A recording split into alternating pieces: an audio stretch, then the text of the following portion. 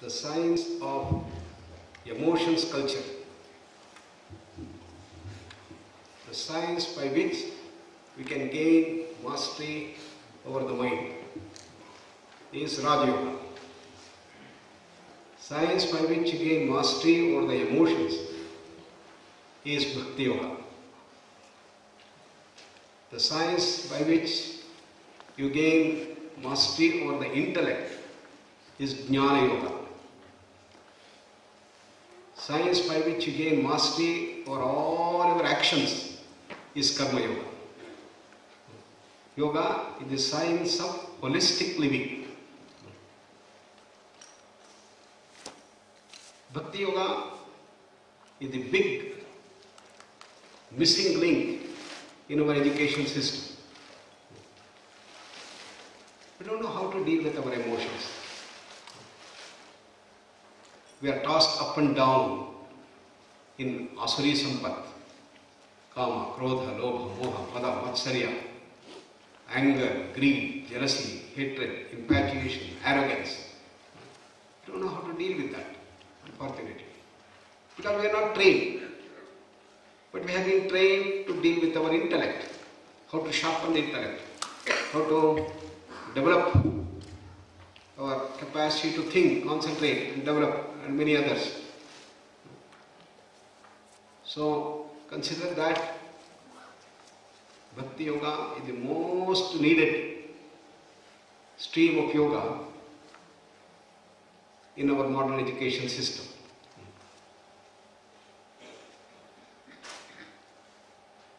As Swami Vivekananda said, the goal of all these streams of yoga is to reach our original source, our real self, infinite energy, infinite power, infinite knowledge, infinite bliss, infinite freedom. That's our real home. Unfortunately, we have forgotten our real home. The sun is there with the best of its brilliance, but dark clouds have not allowed those sun rays to come down. The whole of yoga is to remove these dark clouds, to remove the dirt which is marring the inner shine, the luminosity, to shine forth outside. Bhakti Yoga cleanses the dirt of emotions and thereby allows our inner sun to shine forth, to bring forth the fragrance of love, affection, sacrifice for others, service for others, magnanimity, everything that is divine will be brought forth. And that's why Sri Krishna said, first we must recognize our Asuri Sampat and Daivi Sampat, he said. And Krishna is the slayer of Chanura and Kansa. And they are the inner personalities within us. Kansa, the embodiment of ego. Chanura, embodiment of the power of wrong emotions. And Krishna, the Guru of the whole creation, as it is said. And prayer to him, meditation on him, can turn a person who is dumb to become a great orator. A person doesn't have legs, the lame can climb up the Himalayan peaks. Such is the power of his grace. And in the beginning, we offer our salutations to the great Master of Masters, who is an embodiment of that ultimate reality. What is that process of salutation? It is a process of tuning. It is a process of resonance. Our mind should be tuned and resonated with that consciousness. And in the first verse, in the opening verse, Krishna tells us who are the people who are eligible to come into the path of Bhakti Yoga. Yes, yes. Shri Bhagavanuvacha Chaturvidha bhajante mam Jana Sukrutinurjuna Arto Jignasuratharthi Jnani cha Bharatarshava Chaturvidha bhajante mam. 4 types of people are eligible to come into the path of Bhakti Yoga. Who are those 4 types? Artha, Jignasu, Artharthi and Jnani. Who is an Artha? A person who is in great distress, great pain, great misery. And when he is great pain, then he will think of God. In Kannada there is a proverb, Sankata Bandaga Venkatramana. That when you got diagnosed as cancer, your days are numbered, then you think, oh God, why did I get cancer? I was living a good life, I was doing everything, why I should get cancer? Why me? Why me? So, when we are in great distress, we think of God. That's why Kunti, the mother of the Pandavas, always used to pray, Lord Krishna, please give me and keep me always in difficulties. Let there be more and more challenges, more and more difficulties, more and more problems. Let them haunt me. Therefore, I will be able to always think of you. Always I will be able to remember you. Always I will be able to surrender to you. So, don't give me comforts. Don't keep me in all luxuries. Don't keep me with no challenges and problems and difficulties. What a prayer. Normally, what is our prayer when we go to God? Please give me this comfort, give me that money, give me this. But look at the prayer of Kunti. Highly evolved persons. They understand the higher dimensions of living. Second is Jignasu. Jignasu is a person who is just curious. Curiosity oriented, like children. Children are always very curious, particularly the brilliant children. They always start dealing with their parents. What is this? What is this? What is this? What is this? They go on asking, almost to the extent of nagging the parents. So curiosity.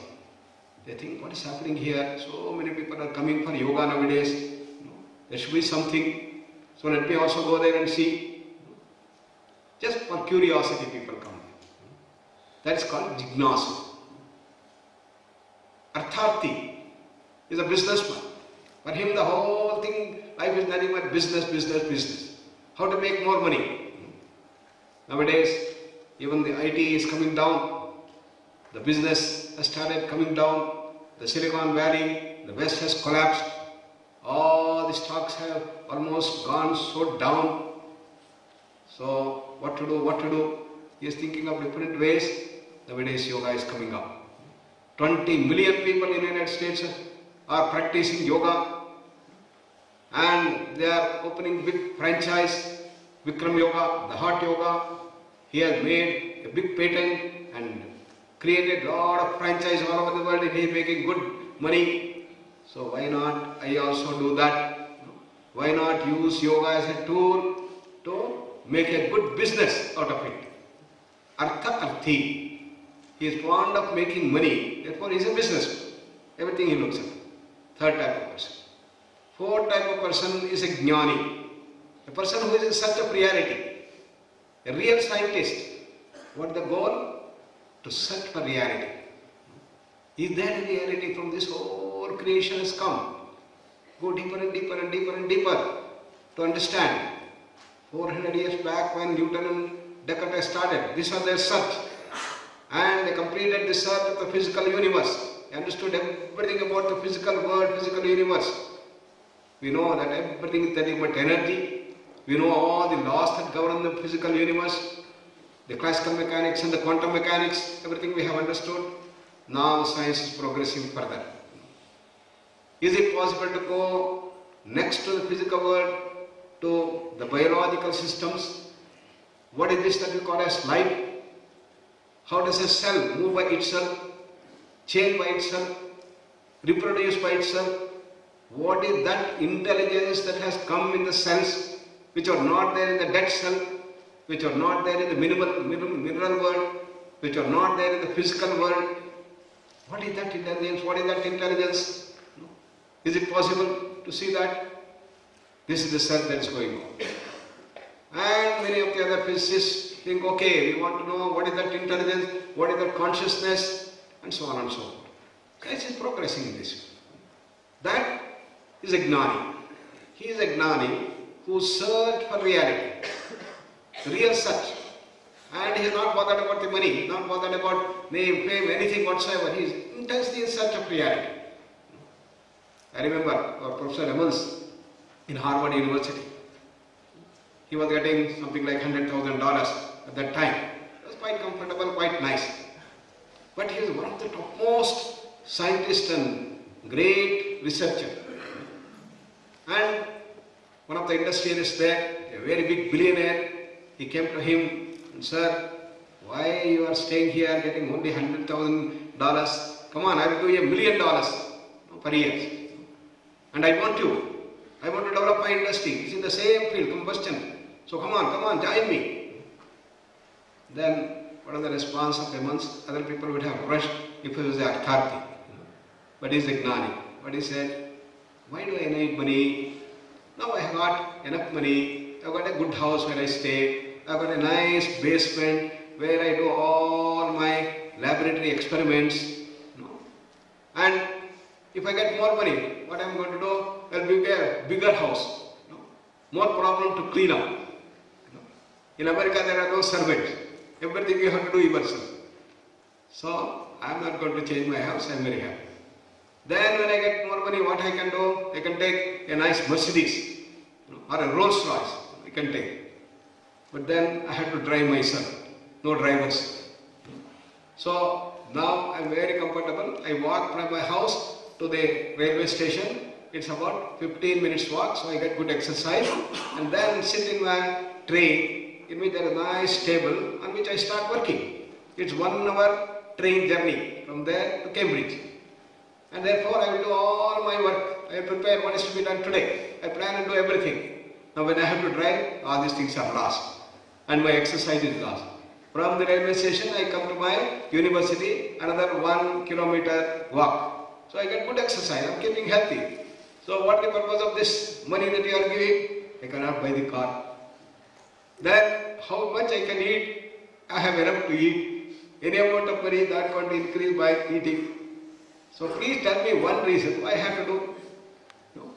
And here I have so much of satisfaction of research.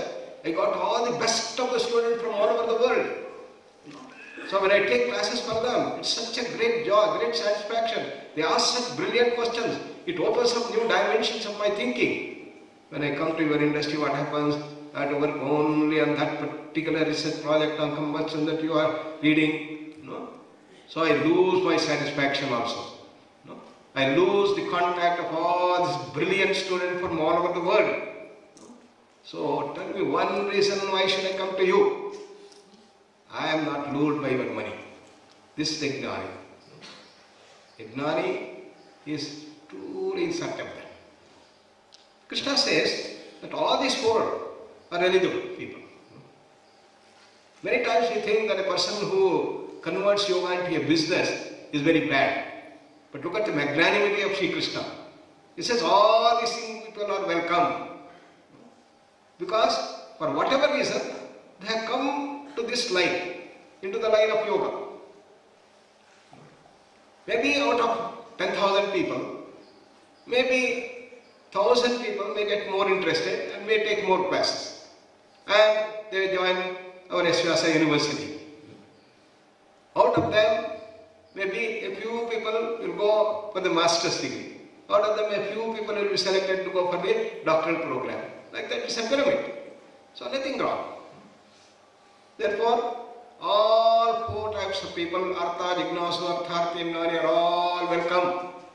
I don't expect only Gnani should come.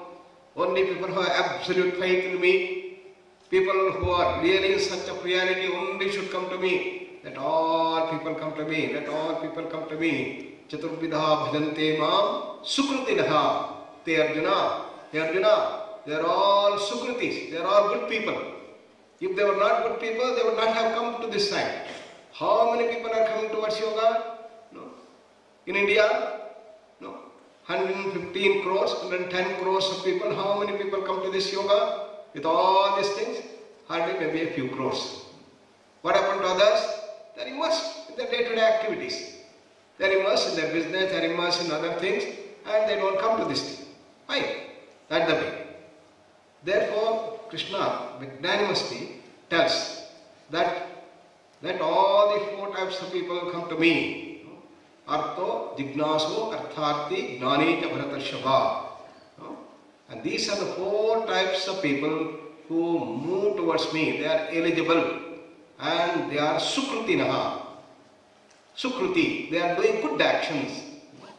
Once they come to me, they all start doing good actions. You may have a business, but you use this business to manufacture alcohol, manufacture drugs, manufacture cigarettes.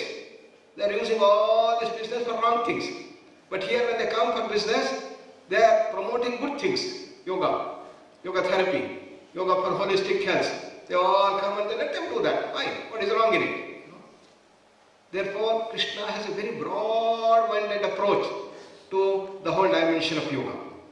And therefore, for bhakti, he says, all are welcome. Sukritenaha te Arjuna, hey Arjuna, all these are four good people. Artha, Jignasu, Artharthi, Gnanita, Bharatarshava. You are great among the Bharatas, Pandavas, he says. That is the shloka that we have. So let us contemplate on these thoughts. Sit straight, the eyes closed. Relax all parts of the body. Take a deep breath. Slowly breathe out. Let us scan our lives. What category do we belong? Artha, Jignasu, Artharthi, or Gnani? What is the purpose of our coming over to our S-VYASA University? Whatever reason you have come for, we welcome you. But gradually when you understand the subtleties and the wisdom of yoga, we expect that you will move towards Gnani state, in such a reality, in such of infinite happiness, in such a state of no misery. That's our original source. That's our real home. Once we understand that we have forgotten our real home, then naturally we all will move towards that real home. Once you understand that you had a big bank balance kept by your father, 1 crore of rupees, then you get so delighted, you get so happy. Similarly, the Upanishads, the great Maharshis are telling that you have your real home, which is infinite happiness, infinite power, infinite knowledge. Then automatically you will rush towards it. That is the real knowledge that Krishna Bhagavan is giving us through the Bhakti Yoga. Come here, come here. My dear, everybody come here. You have the highest happiness, highest bliss, highest knowledge and power. It is gaining mastery over the emotions. That is the real pilgrimage. That is the real going to the temples. That is the way that we all have to grow. Namaskaram.